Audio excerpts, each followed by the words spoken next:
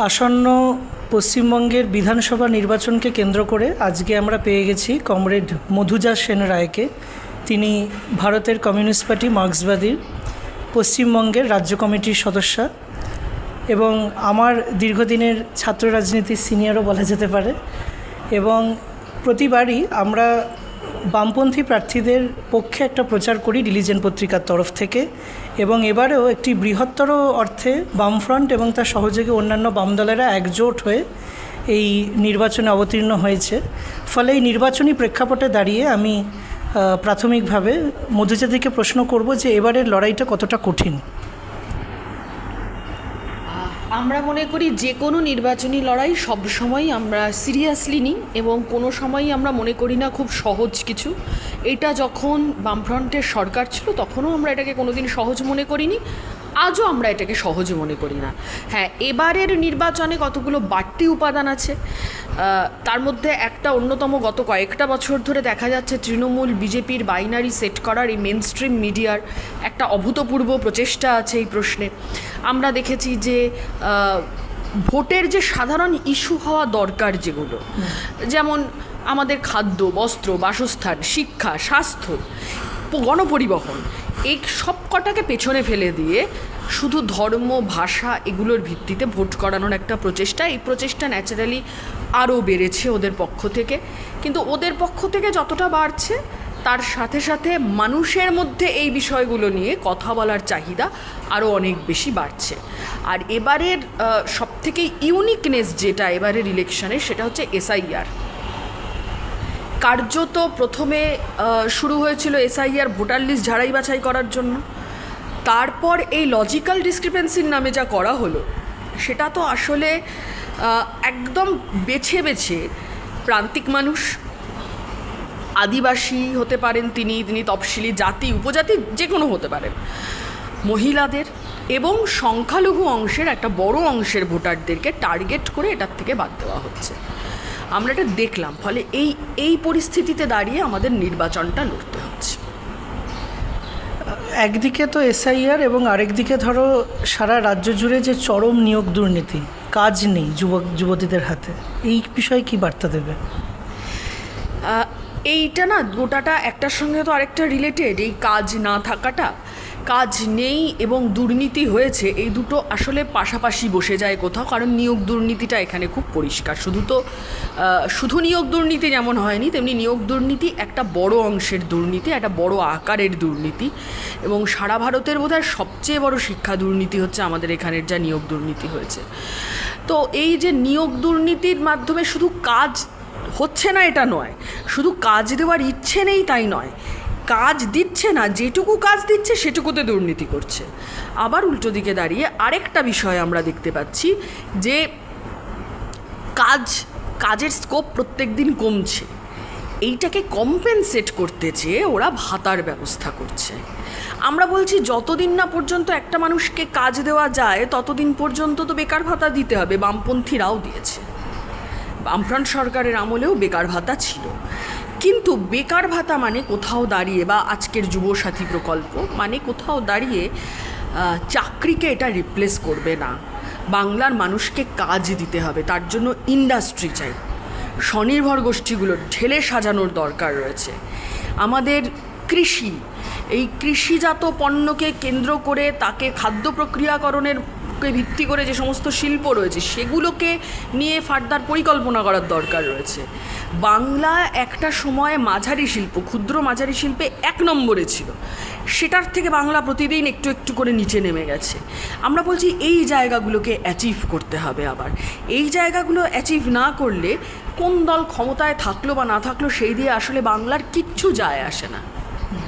আসলে অ্যাচিভ করতে হবে তো এই জায়গাটা, কর্মসংস্থানটা অ্যাচিভ করতে হবে। একটা সেক্টর 5 করে গিয়েছিল বামপন্থীরা, আর একটা সেক্টর 6 হলো না তো।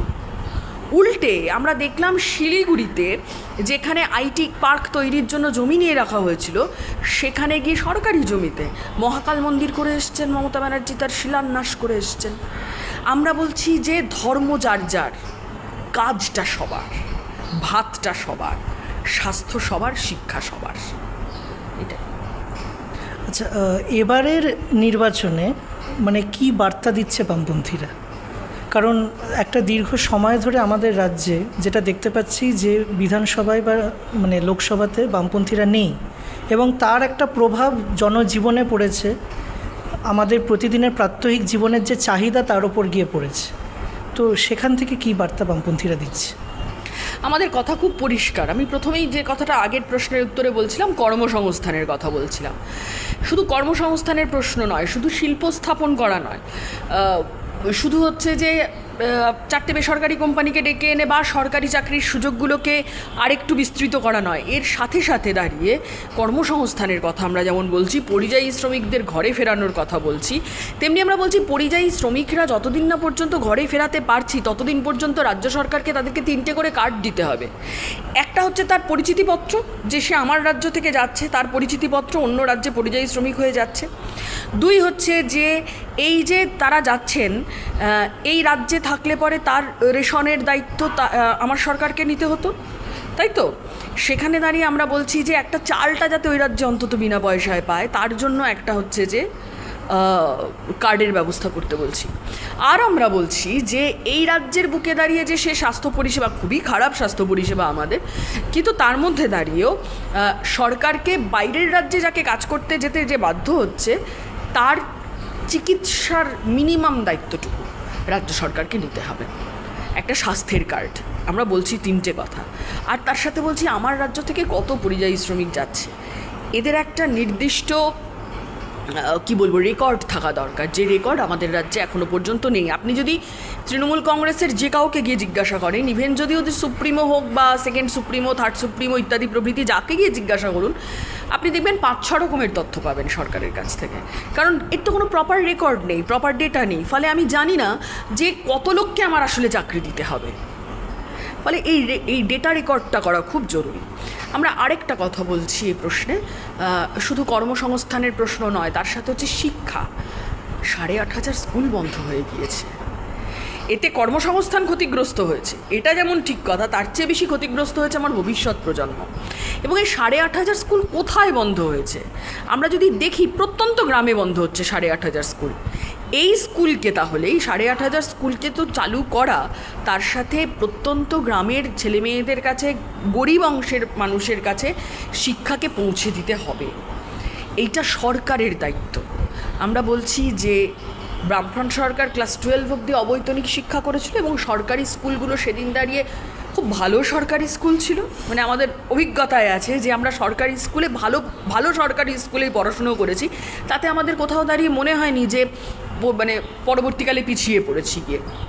কিন্তু এখন সরকারি স্কুলগুলোর খুব খারাপ হাল। আমরা বলছি সরকারি স্কুলের হাল ফেরাবো। আমরা তার সাথে দাঁড়িয়ে বলছি যে আমাদের MA পর্যন্ত, মাস্টার ডিগ্রি পর্যন্ত অবৈতনিক শিক্ষা ব্যবস্থা। আমরা পরের কথাটা বলছি, স্বাস্থ্যের প্রশ্নে বলছি যে হসপিটালগুলোর এই দুরবস্থা হয়ে রয়েছে। গ্রামের স্বাস্থ্যকেন্দ্রগুলো ধুঁকছে, ব্লকে একটা করে স্বাস্থ্যকেন্দ্রের কথা বলছি আমরা তার সাথে বলছি যে এই স্বাস্থ্যকেন্দ্রগুলোতে শুধু ডাক্তারবাবু নার্স নয়, ডাক্তারবাবু নার্স তো লাগবেই, মেডিকেল টেকনিশিয়ানের প্রয়োজন, যন্ত্রপাতির প্রয়োজন, এটার ব্যবস্থা করতে হবে। আমাদের কথা হচ্ছে যে আমরা বার্তা দিচ্ছি এটা মানুষের কাছে, এই তৃণমূল কংগ্রেস, এই বিজেপি, এরা আসলে কোনোভাবে আমার স্বাস্থ্য, আমার শিক্ষা, আমাদের বেঁচে থাকার জন্য মিনিমাম হাতে রোজগারটুকু, এগুলো নিয়ে এরা ভাববে না।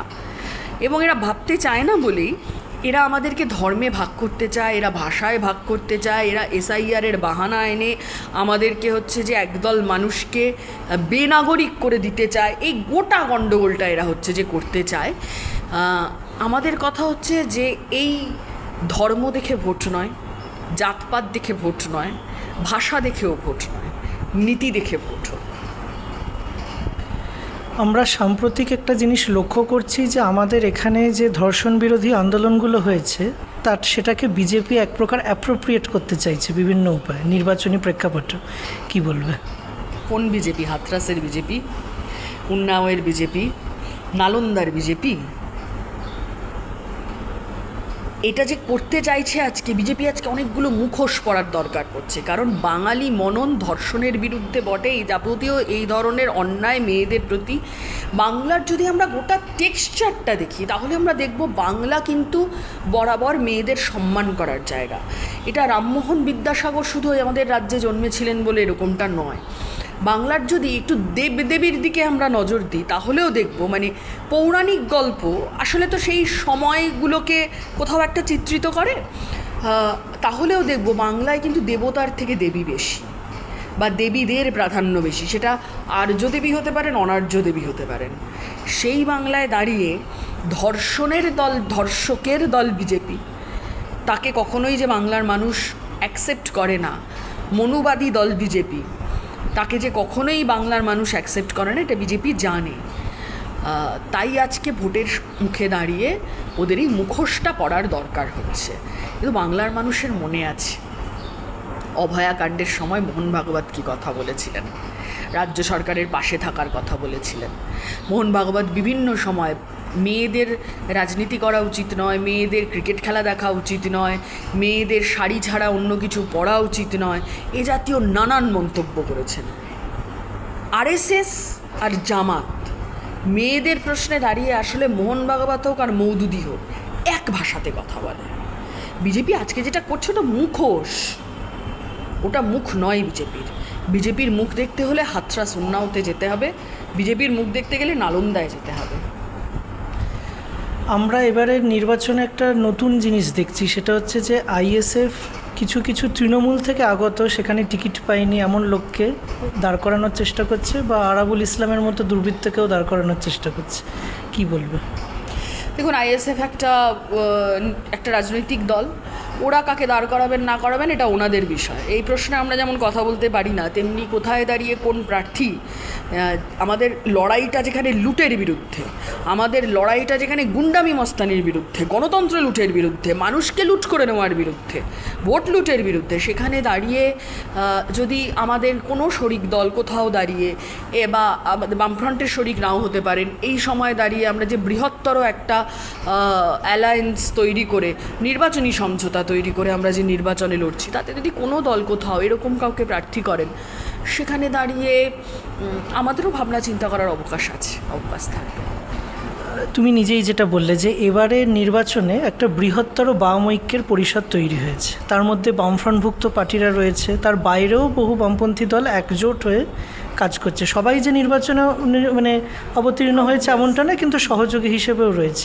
এইটাকে কিভাবে দেখছো? আসলে আজকে পশ্চিমবঙ্গের সবথেকে বেশি যেটা দরকার সেটা হচ্ছে বামপন্থী পরিবেশটা। সিপিআইএম বলছি না, কিন্তু বলছি বামপন্থী পরিবেশ, বামপন্থার পুনর্জাগরণ ঘটানোটা আজকের দিনে দাঁড়িয়ে অত্যন্ত জরুরি। আমাদের গোটা সংস্কৃতিটা ধ্বংস হয়ে গেছে। মানে বামপন্থা মানে তো শুধু লাল ঝান্ডা নয়, বামপন্থা মানে পাড়ায় পাড়ায় রবীন্দ্র, নজরুল, সুকান্ত, সন্ধ্যা।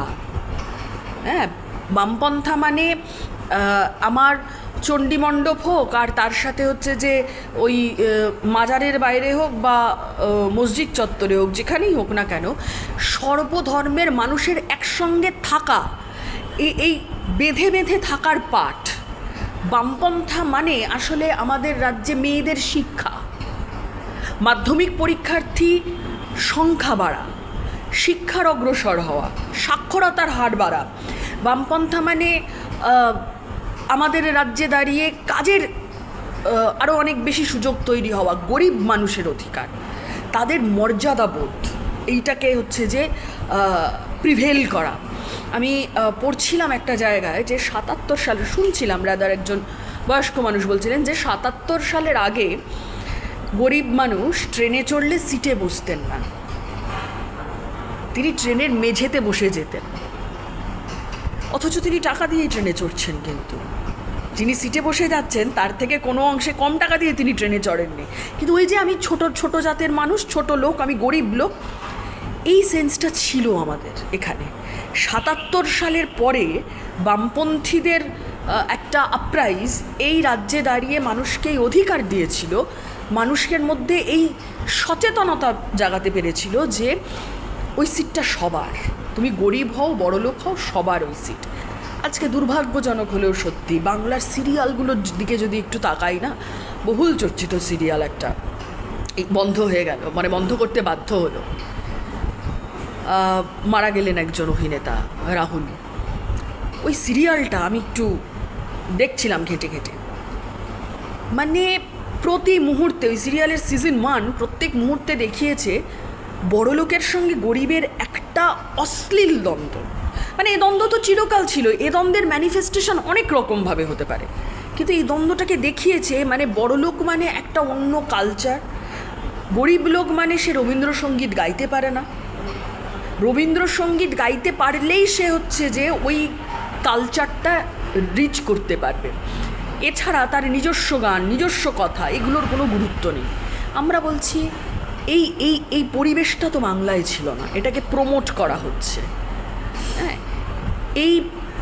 এইটার বিরোধিতা করার কথা আমরা দীর্ঘদিন ধরে বলছি, এবং আমাদের পার্টি দীর্ঘদিন ধরে এই কথা বলছে যে বামপন্থার পুনর্জাগরণের প্রশ্নে দাঁড়িয়ে, এবং এটা আমাদের অনেক দিনের পার্টি লাইন যে আমাদের বামফ্রন্টকে ওই মানে নিজেদের পার্টিকে শক্তিশালী করতে হবে, বামফ্রন্টকে শক্তিশালী করতে হবে, বাম দলগুলোকে নিয়ে আমাদের ঐক্য তৈরি করতে হবে, এবং এই ঐক্য তৈরির একটা অন্যতম কারণ হচ্ছে বামপন্থার পুনর্জাগরণ আমাদের এই রাজ্যে ঘটাতে হবে।